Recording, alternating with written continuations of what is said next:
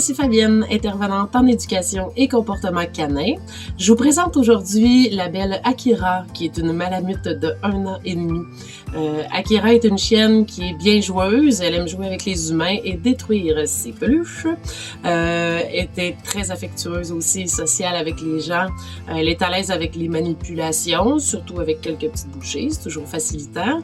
Mais on m'a dit qu'elle était très appréciée du personnel en clinique vétérinaire. Ça en dit long sur son côté social et la capacité à tolérer comme il faut les contacts. Elle vit actuellement avec 2 chats à la maison. La cohabitation se passe quand même bien. C'est sûr qu'il faut quand même garder un œil relation chat-chien, ça c'est inévitable. Mais Akira aime parfois courir après eux. Fait qu'il faut juste garder un petit œil là-dessus pour s'assurer que tout est correct des 2 parties. Elle nous offre une marche en laisse qui est confortable. Elle va tirer encore, mais c'est pas dramatique. Le hic, c'est si elle rencontre d'autres chiens. Akira est assez réactive aux chiens, puis à ce moment-là, vous avez 85 livres de réactivité. Fait que c'est sûr qu'il va y avoir du beau travail à faire pour parfaire la marche en laisse de base et modifier son comportement face aux autres chiens. En ce moment, elle vit avec, donc comme je disais, 2 chats, mais elle vit aussi avec 2 jeunes enfants de 4 et 6 ans. Et la raison pour laquelle Akira est mise à l'adoption aujourd'hui, c'est qu'elle a mordu les 2 enfants de la maison. Elle présente des comportements relatifs à la protection de ressources, pas nécessairement sur ses choses à elle, mais sur des trucs qu'elle trouve ou sur son espace. Et malheureusement, dans ces contextes-là, elle a mordu les enfants. C'est pas des morsures avec personnel, mais par contre, ça a quand même laissé des traces.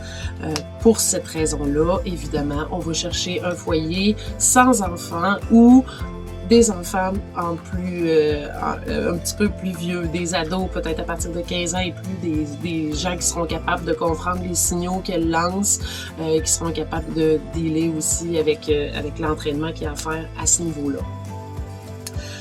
Dû aussi à sa réactivité avec les chiens, on va favoriser un foyer sans chien. Ça veut pas dire qu'il pourrait pas y avoir un match qui serait fait avec un autre chien. Il faudrait que ce soit selon les tuteurs actuels. Il faudrait que ce soit un chien de sa taille au minimum ou encore plus gros. Faudrait peut-être voir, mais c'est sûr que ça risque d'être assez rock'n'roll. Fait que on va favoriser donc un foyer sans chien, mais il pourrait y avoir des chats, ça, il n'y aura pas de problème.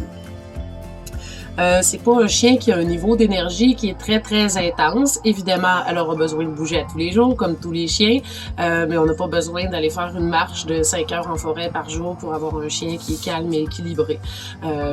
Si on pouvait avoir une famille qui a un grand terrain en plus avec une clôture, ce serait idéal. Premièrement parce qu'elle adore passer du temps dehors et deuxièmement, un espace pour la faire jouer, ce serait parfait.